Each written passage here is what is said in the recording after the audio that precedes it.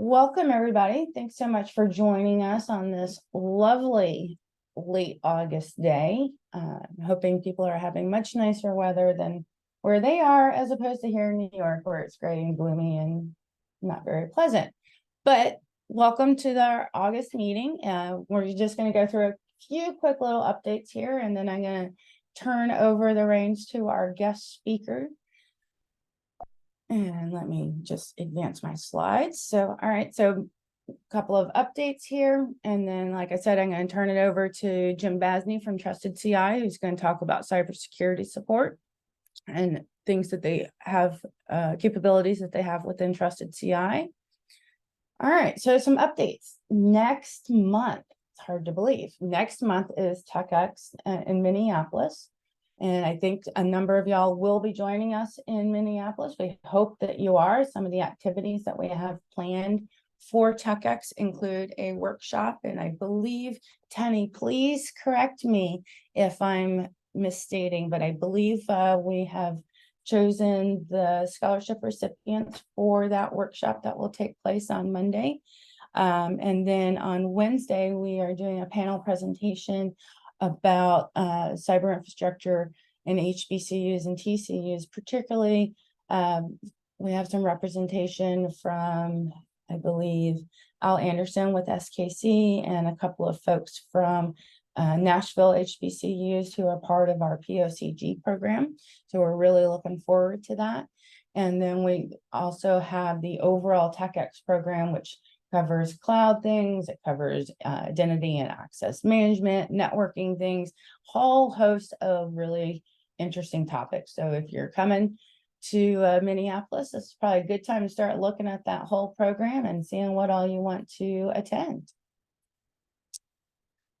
Other things that you might want to be joining us for, we're continuing our monthly CI Community of Practice series. Next one will be on Tuesday, September 19th at 2 o'clock. Please feel free to check out the details on that. And Lauren Michael here with the Internet 2 staff and for MSCC leads that group. And she'd love to see some new faces in that call, I'm gonna guess. All right, Lauren or Jennifer, do y'all want to take over on this slide, please? I'm happy to. So we, I think, already introduced the survey at last month's all hands meeting, though I was at a conference at that time. The MSCC Tiger teams are putting together and developing a portfolio of services for HBCU and TCU campuses to engage with, where we can provide consultative support across a number of categories. And we're looking for inputs from those of you at these campuses as to which categories of this type of one-to-one consulting would be most supportive for you, even looking very near term in the next year or two. And so if you click the link on this slide or go to that QR code, I promise you this is a one-question survey, technically two if you have other comments or would like us to follow up with you, but there's one question that has you indicate across these different categories which type of consultative support would be something you are most likely to engage with. So please take a moment there. It'll be really quick, and we'll also be promoting this via email, so look out for that email. Thank you. Thanks, Lauren. And I've just dropped the link into I think that's not the link. I will go get the link. I apologize, y'all. So that you can take that survey real quick for Lauren and give her some inputs, but I'll get that popped in there in just a few minutes. All right. And then all of our content, we've been making that, readily available to you all. Just want to do a friendly little reminder. Everything is posted, including the recordings from calls like today. So, please feel free to go check out what all we've been putting out there for you. And with that, I would like to turn the reins over to Mr. Jim Basney. Jim, take it away, please. Thank you, Emily. Hopefully you can see my screen here. It's really very good to be with you all today. Thank you for this opportunity to present to you, and hopefully have a good discussion with you about cyber infrastructure, cybersecurity at MSCC member campuses. I'm Jim Basney. I'm a principal research scientist in the cybersecurity group at the National Center for Supercomputing Applications at the University of Illinois. And I'm also the director and PI of Trusted CI, the NSF Cybersecurity Center of Excellence, which I'll be talking about today. You may remember my short lightning talk at the MSCC annual meeting in Atlanta about Trusted CI. And so I'm very glad to have this opportunity to present some more details about our services and have some more discussions about this topic with you today.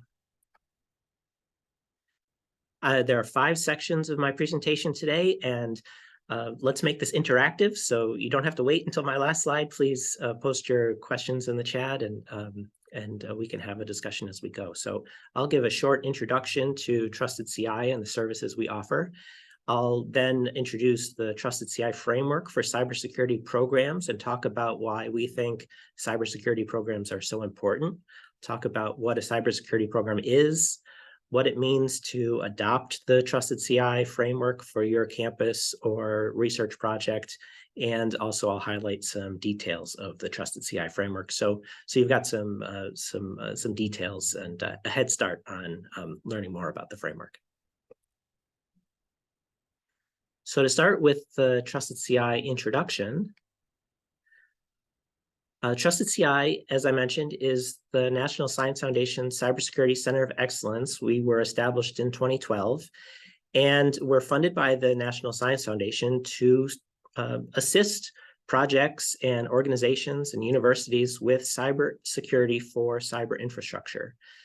We are a virtual center across multiple campuses. I work at the University of Illinois, but we have team members at Indiana University, Pittsburgh Supercomputing Center, Lawrence Berkeley Lab, University of South Alabama, and University of Wisconsin-Madison. And currently we're funded on a 5-year cooperative agreement from the NSF. So our primary goal is to work with organizations that operate cyber infrastructure, who are supporting the researchers who use that cyber infrastructure, so that they can build effective cybersecurity programs for that cyber infrastructure, so that the cyber infrastructure is trustworthy and the researchers can be sure to rely on it and be sure that it meets the cybersecurity needs of their research. We offer that support in different ways. We do assessments and trainings and consultations. We bring together cohorts of similar organizations that have similar needs in cybersecurity, in their cybersecurity programs. We provide recommendations. We have a number of reports on our website. We hold community events, etc. Here are some of the examples of resources on our website on a variety of topics. Ransomware is often at the top of the list, and we have guidance about protecting your cyber infrastructure from ransomware attacks.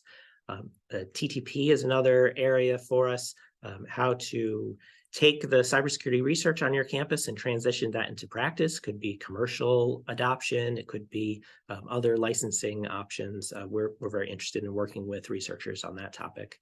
Other topics include identity and access management, software assurance, security for operational technology, security for science DMZs, trustworthy scientific data, and of course, making sure to have your security program meet the compliance requirements of that may apply to the research on your campus. And so that compliance programs page has details and guidance there. On the topic of cybersecurity research transition to practice, I would like to invite you, if you're interested in this topic, to participate in our virtual workshop. The afternoon of September 14th and the morning of September 15th will be covering topics about taking that cybersecurity research that the researchers, professors, and researchers on campus have developed, and talking through the mechanics of how to transition that to practice, how to work with industry, how to go through the licensing process, how to bring that research that may be started on the theoretical side, but now has practical applications, and it could benefit the cybersecurity of our campuses, of our industries, and our nation. I'd also like to invite you to participate in our annual Cybersecurity Summit that we hold for the NSF community. It's a hybrid meeting. I'm very happy for you to participate in person at Lawrence Berkeley National Lab in Berkeley, California, or also most of the sessions will be available over Zoom, so you can participate remotely. And that is 4 days in October, October 23 through 26. That includes training sessions and workshops, and also plenary sessions, including keynote presentations on different topics around cybersecurity for cyber infrastructure. So you'll see there some highlights on day one: Zeek training, Jupyter security, and a community workshop, and many other topics there. So please visit our website for more details about the upcoming Cybersecurity Summit in October. And then I also would like to invite you to participate in our monthly webinars on the topic of cybersecurity for cyber infrastructure. These include presentations both by Trusted CI staff, but also from members of the community about their cybersecurity research results. This could be part of making research results more broadly aware in the community as part of a transition to practice plan. Also sharing operational practices, success stories about cybersecurity adoption on campus, lessons learned, etc. So these monthly webinars are the fourth Monday of the month at 11 a.m. Eastern. They're all posted to YouTube afterwards. So we have now multiple years of content available on our YouTube channel. If you'd like to get updates on the webinars and these other events coming up, please visit our email address for signing up for our announcement list. We also have a discussion list for more interactive discussions. So that's a very short overview of the different activities that Trusted CI has available that are coming up in the upcoming months. But I want to now focus on a particular topic of using the Trusted CI framework to implement your cybersecurity program in support of your research cyber infrastructure. We think cybersecurity programs are essential for securing the cyber infrastructure that we're offering to researchers. And so we've been conducting assessments and trainings and holding events with a wide variety of research organizations to understand their cybersecurity challenges. And what we found is that the challenges are not primarily technical. They're about how to get funding for your cybersecurity program, how to govern your cybersecurity policies, how to have leadership buy-in and involvement, and how to make sure that your cybersecurity is aligned with your research mission, that the cybersecurity is not getting in the way of the researchers, but in fact is enabling the research on campus. What we found is that research organizations lack guidance on how to address these non-technical elements in particular, and so we've developed the Trusted CI framework to provide that guidance.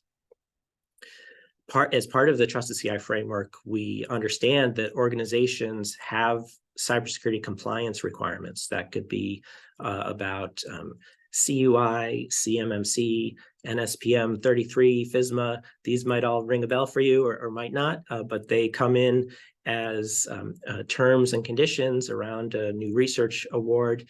And for that researcher to be able to conduct the research, you want to make sure that your cyber infrastructure can support those compliance requirements. And so then the researcher is ready to begin working on that research. In many cases, these compliance requirements are about implementation, technical cybersecurity controls, and they don't address how your cybersecurity program is actually enabling the research.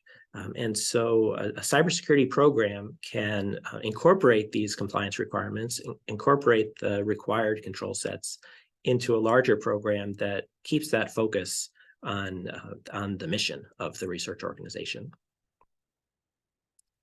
So our Trusted CI framework establishes a minimum standard for cybersecurity programs supporting research. And we do that with just 16 requirements that are based on our experience working with research organizations.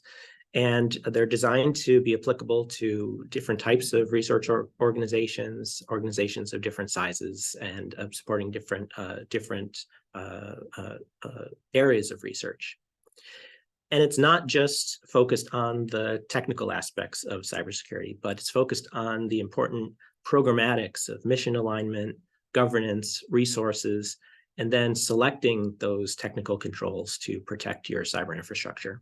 So it's not a long list of technical requirements, just the 16 requirements that helps you structure your program so that you can more effectively meet the requirements of your researchers.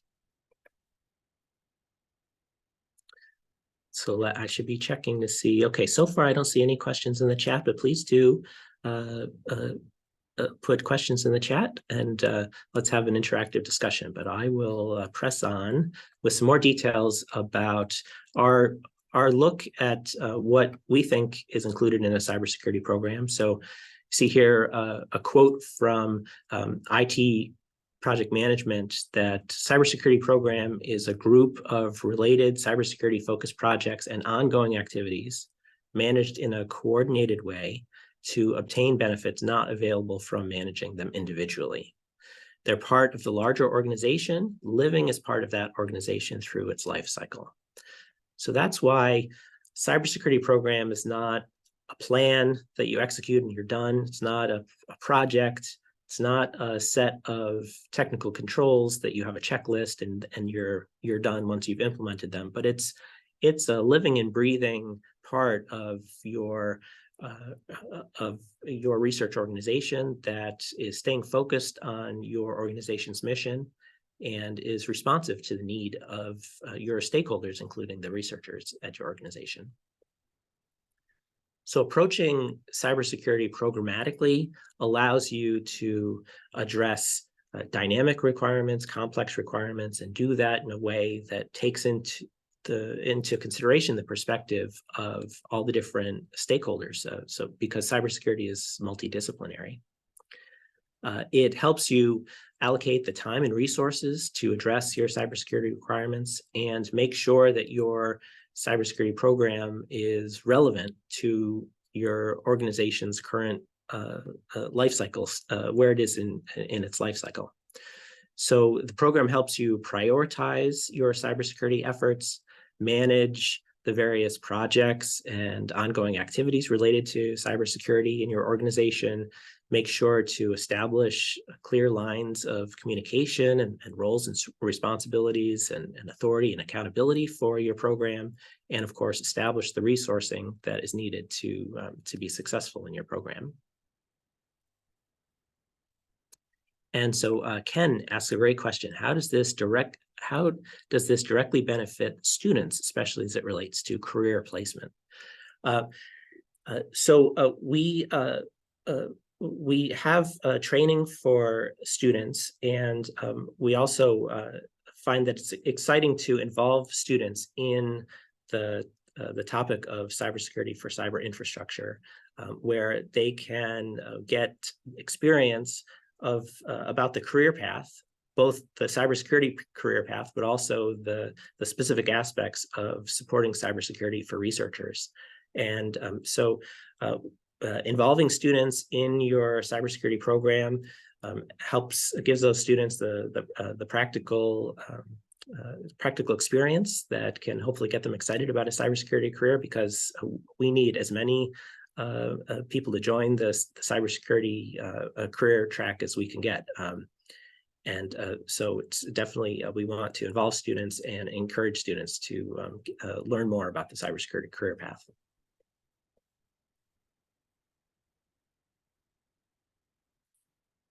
And so Peter asks, could I speak about techniques to foster a researcher community of practice and community engagement in general around cybersecurity? I'd be happy to, but also I bet I could learn from others on the call about this as well. I've got a couple different ideas about community of practices. it's the researchers understand the cybersecurity requirements that are in their grant conditions. They understand the risks to their research data, and so it's really valuable to build a partnership between the researchers and the cybersecurity professionals on campus and the cyber infrastructure operators. And so you can build that community of practice on campus and then across campuses to share those experiences. We've established communities of practice with researchers focused on different areas of science. So data science and ocean science being two recent examples we've worked with.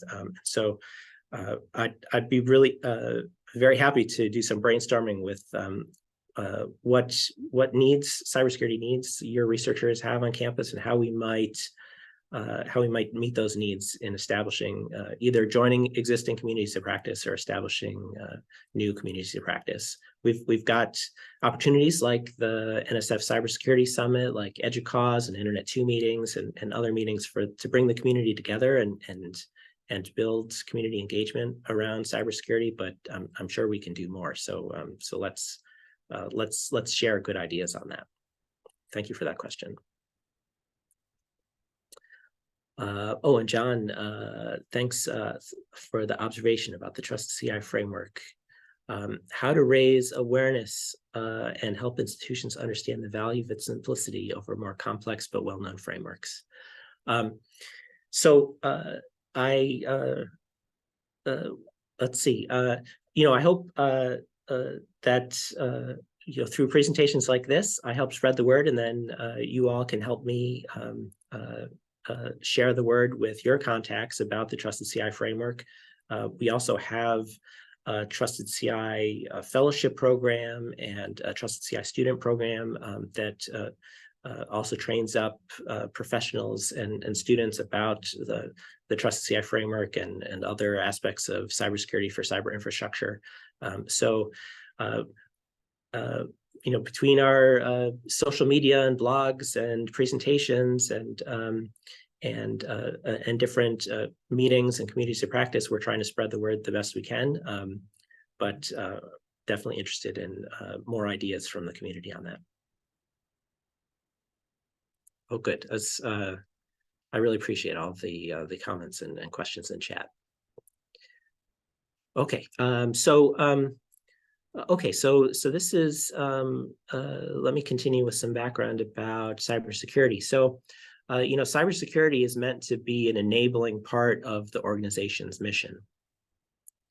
And for that to be successful, you need the cybersecurity program to be aligned with the mission. You need people to do the work. You need money to pay for the services and the people.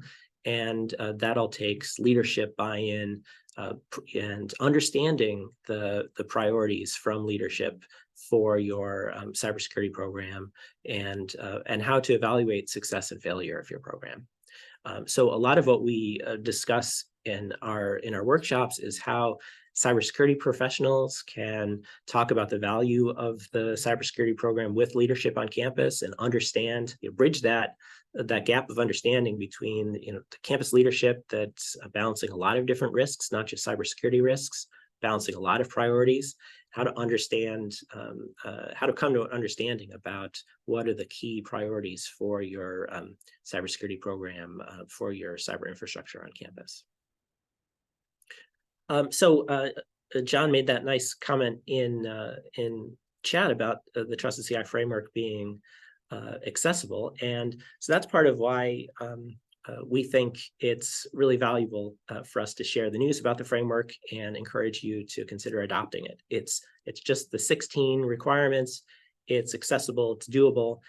It's designed to support the mission of research organizations based on our experience working with research organizations, with input from stakeholders over the years, and it's compatible with your other cybersecurity requirements and other cybersecurity efforts. So if you have requirements for to meet federal compliance guidelines or a federal standard, other cybersecurity standards, they can be incorporated into your program that's based on the Trusted CI framework. And so let me talk a bit about how we support and encourage adoption of the Trusted CI framework. So in addition to introductory presentations and tutorials on the framework, we also operate framework cohorts where at a 6-month interval, we bring, for a period of 6 months, we bring together a group of about 4 to 6 organizations to work together on implementing their cybersecurity program using the principles of the Trusted CI framework. And we found that this cohort model allows the participants to learn from each other and share their experiences as they're developing their cybersecurity program, supported by the guidance that we as Trusted CI staff provide. And so this 6-month engagement with monthly calls, and we give homework between the calls, it still ends up being a lower time commitment than some other types of assessments that you might be involved with. And so the value of the participating in a framework cohort is you have this experience of adopting the framework. You get validated self-assessment as part of the process to help understand the strengths and weaknesses of your current cybersecurity program. And then from that self-assessment, we work with you to develop a strategic plan for your organization that helps you improve your cybersecurity program to better connect it to your organization's mission and set out a timeline of milestones for better meeting your cybersecurity requirements and challenges on campus. So we have had 4 of these cohorts so far, and you'll see that they've mostly been research organizations at like NSF major facilities and not campuses. But we're very interested in expanding the cohort program to campuses. And so if MSCC members find that this is something they're interested in pursuing, it'd be very exciting for us to schedule a cohort of MSCC members. So in addition to the cohort program, we also offer resources on our website about adopting the Trusted CI framework. That includes the framework implementation guide, that has in-depth guidance about each of the 16 requirements and includes references to how you can incorporate other cybersecurity frameworks into your security program as part of your adoption of the Trusted CI framework. It includes roadmaps highlighting common challenges and those references to external resources. We also provide templates and tools, including security policy templates, incident response policy being a very important one, and a template for developing that strategic plan, even if you'd like to work on a strategic plan for your cybersecurity program outside of our cohort program. So I've described sort of how I've described the goals of the framework and how it's structured, but let me highlight 4 of those requirements in 4 out of the 16 requirements of the framework to give you a sense of the actual content of the framework and the framework implementation guide. So this one is requirement number 5, or must 5, and this says that a cybersecurity program should or must involve leadership in cybersecurity decision-making. And so this is because leadership has the responsibility ultimately for managing risks for the organization. And so you need to understand as a cybersecurity professional what those risks are and what the priorities are, and also make sure to have the input from the researchers about their cybersecurity requirements as well. Also, the leadership has the ability to allocate resources and personnel to support the cybersecurity program that's aligned with the organization's mission and priorities. So it's really critical to have that support from leadership to have a successful program. And so the leaders understand how the cybersecurity program fits into the larger set of demands for resources across the organization, including other types of risks and other requirements on resources in the organization. So that's another key aspect of involving leadership. Must number 7 sets out the requirement to establish a lead role with responsibility to advise and provide services to the organization on cybersecurity matters. So this is where we say it's really critical to assign somebody the responsibility to be the Chief Information Security Officer. Just like you need your primary care professional, you need that primary person who has that responsibility for cybersecurity in the organization, who understands the complex requirements, how they're changing, and the current set of challenges in the organization, and understands the impacts that cybersecurity incidents can have on the organization, and understands the big picture. Good. Ken asks a question here. Are there measurable, quantifiable results from your efforts with direct impact in HBCUs, MSIs? What impact has this had on those institutions that had adopted the framework? Well, good question, Ken. So it's too early. We don't have impact yet on HBCUs and MSIs. So that's why I'm talking with you today, to get this started so that we can start having measurable impact. The impact that we've had so far on the organizations in the cohort, those NSF major facilities, and other research organizations, has been to give them that structure around their cybersecurity program, and give them that strategic plan. And so now that the organizations have the strategic plan for improving their cybersecurity program, this gives us the opportunity to go back after 6 months, after a year, after 2 years, to see how they're doing in following that strategic plan, and how that's enabling more research on their campus, how that's addressing the risks that were previously not addressed on campus. And so those are some of the ways that we're measuring our impact, but it's still early for us.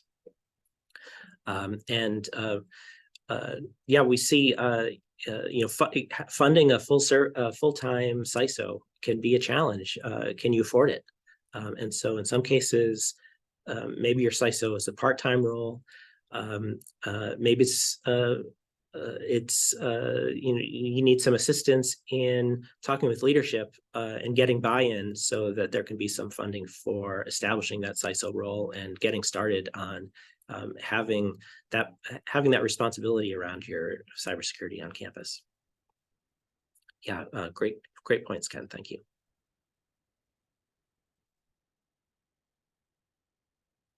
And and Lauren asks, is it reasonable especially for smaller IT teams, is it reasonable for a designated CISO to be a staff member whose title responsibilities include but go beyond cybersecurity? Yes, we definitely see that.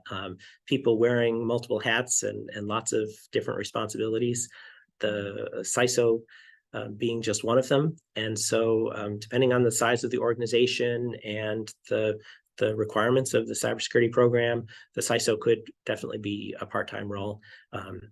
Hopefully that person has some help.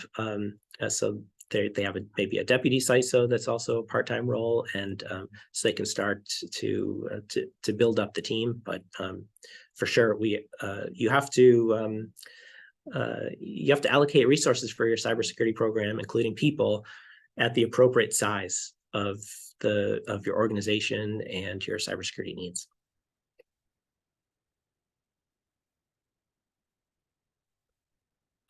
Let's see. And let's see. And did I miss your question, Peter, about community of practice, community engagement, general right, cybersecurity? I talked a bit about, I think, engaging with researchers in different areas around in different areas of science. So like we had a cybersecurity group focused on ocean scientists across multiple organizations, looking at their particular cybersecurity requirements. But I think it's also we also see some good efforts on campus for the cybersecurity team, as time permits, to visit the researchers in the different departments and understand what their current cybersecurity compliance requirements are, what cybersecurity risks are concerning them, and make start to build the dialogue with the researchers, so that cybersecurity is not a blocker to research productivity on your campus, but is an enabler, so that your researchers can rely on the cyber infrastructure on your campus, can rely on it to be secure and to meet the requirements of their research data and their the different aspects of their research. But yes, as Ken says, there's no easy solution. Building those connections with the researchers is a major challenge. That's definitely true. Good. Please do keep the comments coming in the chat, because this is my very last slide. Must number 15 is about that baseline control set. And so we think it's really important to adopt a standard baseline control set. We like the CIS controls for the Center for Internet Security, but there's others. There's the NIST controls. But selecting that baseline control set gives you a well-rounded set of known good controls to structure your technical security controls around your firewall, your authentication systems, et cetera. You see how they fit into a bigger picture of cybersecurity controls. Now, that doesn't necessarily mean that you're implementing all of the controls in that control set, but it gives you a basis. You can go down the list and prioritize the controls that are addressing the risks that are most important to your organization right now. And it helps you avoid gaps. So you're at least considering all the controls in that set and ensuring that you're selecting the controls that are most appropriate for your cases. And then, of course, using a standard control set, you don't have to reinvent the wheel and come up with all of the cybersecurity controls from scratch. You can use standard controls like the CIS controls.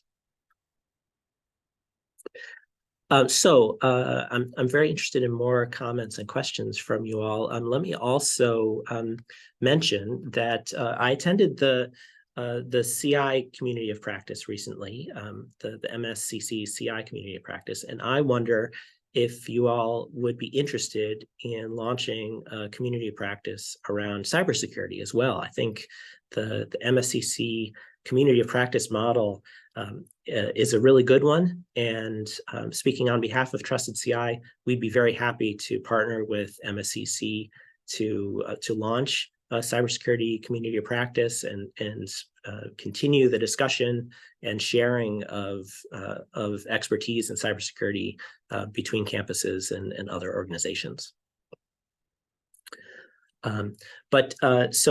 Otherwise, let me watch the chat for more comments, and say for more info, please do visit our website at trustedci.org and drop me an email anytime, or either directly to me at my illinois.edu address or to the info@trustedci.org list. All right, and I see some comments coming in the chat, and I also see Joel with his hand up. So Joel, why don't you go ahead?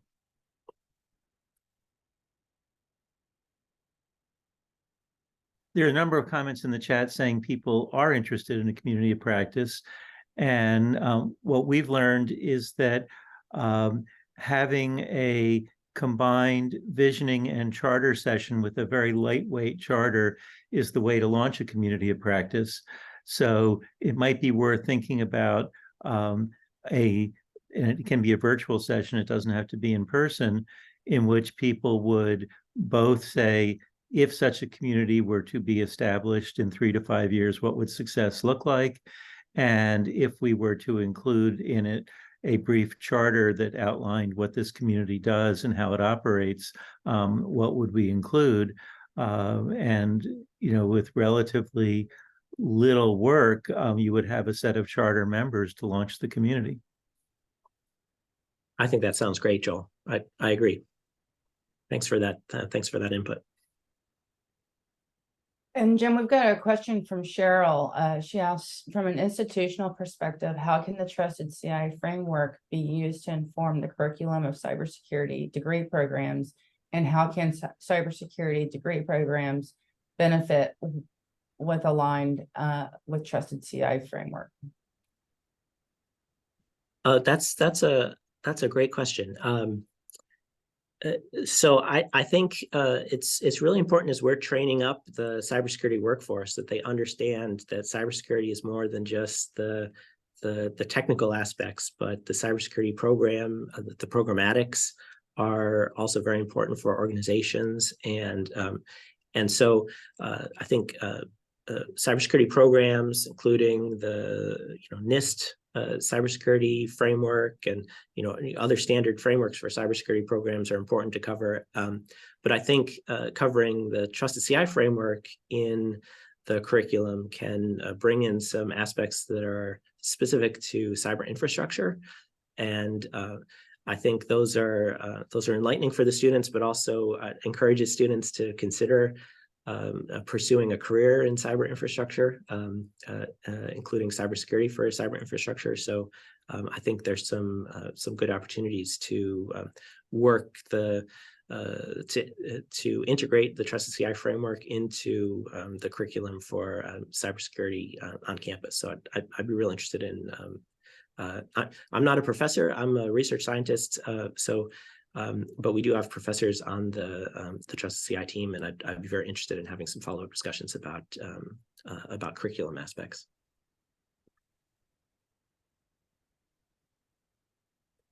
I see Ken with his hand up.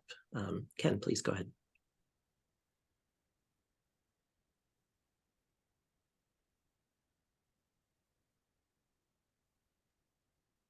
Dr. Williams, did you have a question? I'm not sure. I'm sorry, could you hear me now? We can, thank you. Okay, sorry about that. I was saying to Jim, I thank you for bringing this framework to fore, because it is certainly necessary in every instance. I work extensively with the federal government and with the things like the MCC and all the other frameworks out there, and certainly our community needs that. So the one thing I do want to, you sort of touched on it a little bit, and the previous question about the curriculum aspect also kind of brought it to fore. I think maybe the community of practice would be able to help in getting some grounded need for institutions as it relates to how the relevance, how is it relevant to our core business of in educating or students, and getting them out of the door and doing what is necessary in our institutions, such as those topics that came up. So maybe a research effort, involvement with the CIO / program directors / institution communities to gather their thoughts about the relevance.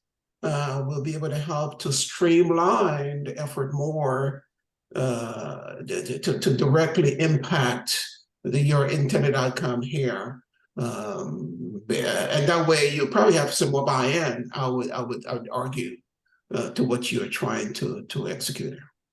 Thanks. That makes a lot of sense to me. Thanks for that input.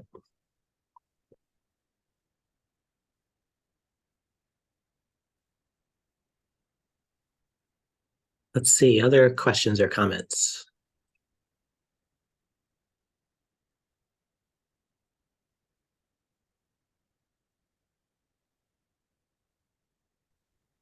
Let's not be shy. I know it's lunchtime on the East Coast.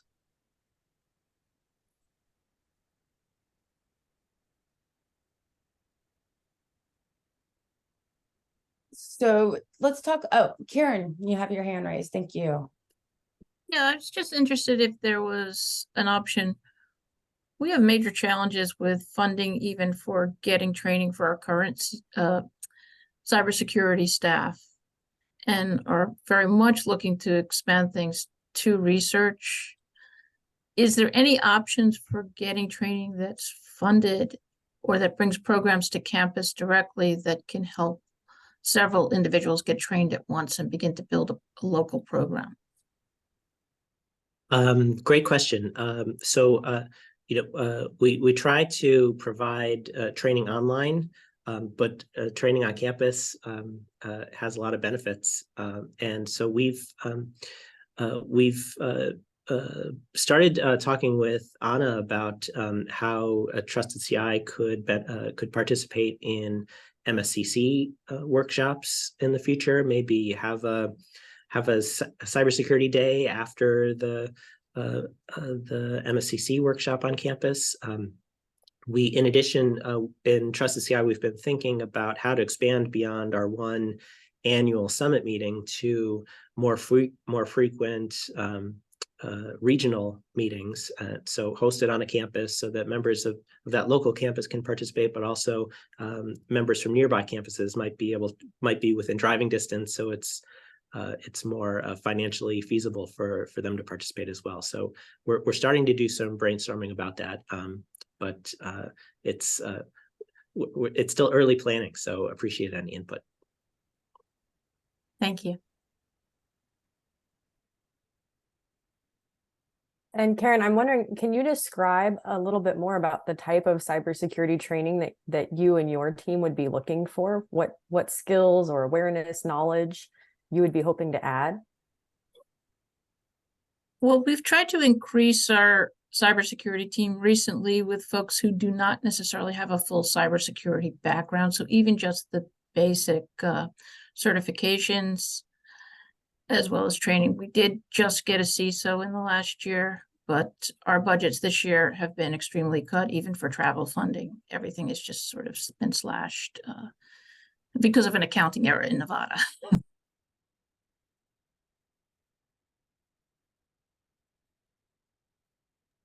And if anybody else has specific ideas, thoughts about the types of things you would be hoping to gain training for on your campuses, feel free to throw those in the chat or to raise your hand and comment.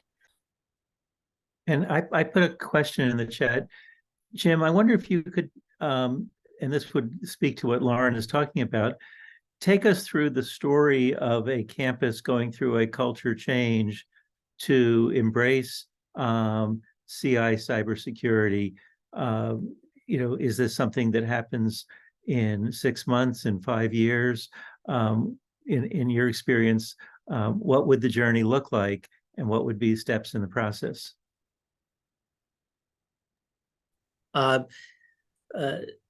So I won't name a specific university, but I'll say that we've kicked off the process in 6 months. That has involved a visit to the campus with Trusted CI staff and meeting with leadership on the campus so that we could have a facilitated discussion between the cybersecurity personnel on campus and leadership on campus about requirements. And then we can go out and hear from some of the researchers on campus about their cybersecurity needs. And we can put that into the strategic plan for growing the cybersecurity program on campus.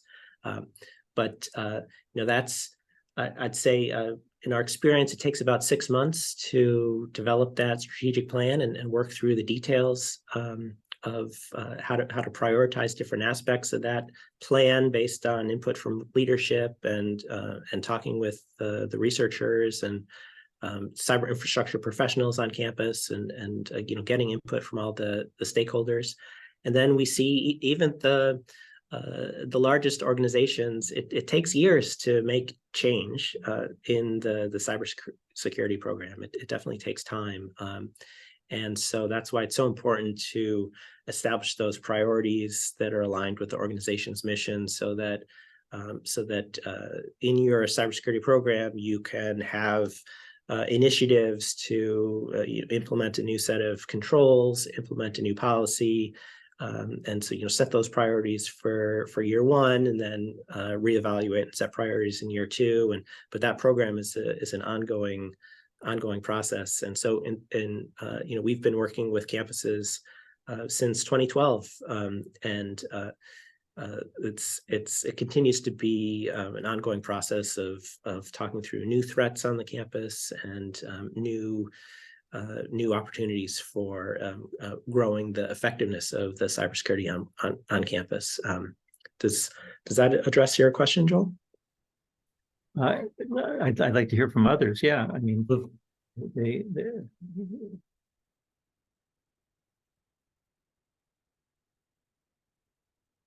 yeah, is anybody bold enough to share their experiences with making a change to the cybersecurity program on campus?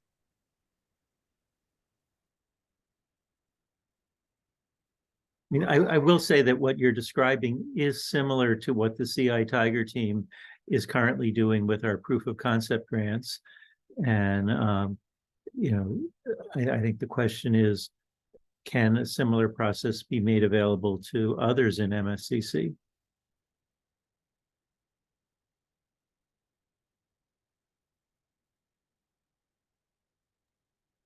Yeah, good point. We don't need to reinvent the wheel.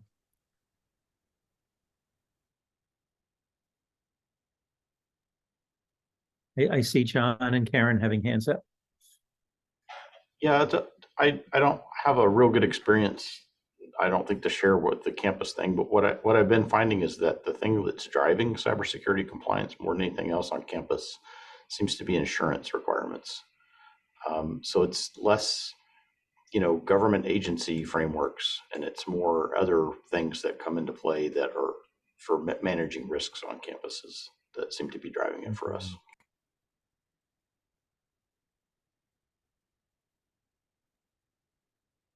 And I would say the same thing, that cybersecurity has certainly been a driver for, I'm sure, all of us. The other thing I was going to question is there any type of badging or anything that has been done for graduate students or postdocs in terms of having even a base cybersecurity, and what does that look like? So we do issue badges using the Badger service for students that go through our student program, and for CI professionals that go through our fellows program, and people who attend our trainings. Is that the sort of badges you were thinking of, Karen? Yeah, I was just wondering if we could do something really small scale that might get an entry for all of our graduate students that are involved in research. So certainly anybody that has an RA, if we could work with our research departments to do that as well. I think that sounds great. We're happy to support that effort. If a trusted CI badge can provide value on the student's resume and help them enter the workforce in cybersecurity, that's exactly what we want to be supporting.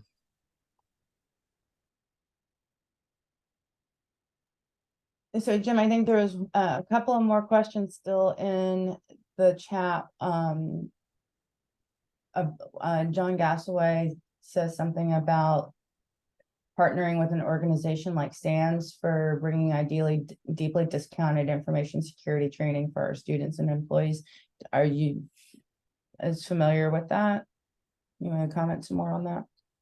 Yeah, SANS is a great organization that provides a wide range of cybersecurity training, and so that's a great point that Jeff is making. Right now, Trusted CI does not have a partnership with SANS, but I know that we benefit from the REN ISAC program that gives us discounted class purchases from SANS, and so that's. I think that would be the direction I would point to first for us to make sure everybody's aware of the REN ISAC group purchase program from SANS. We found that to be very valuable.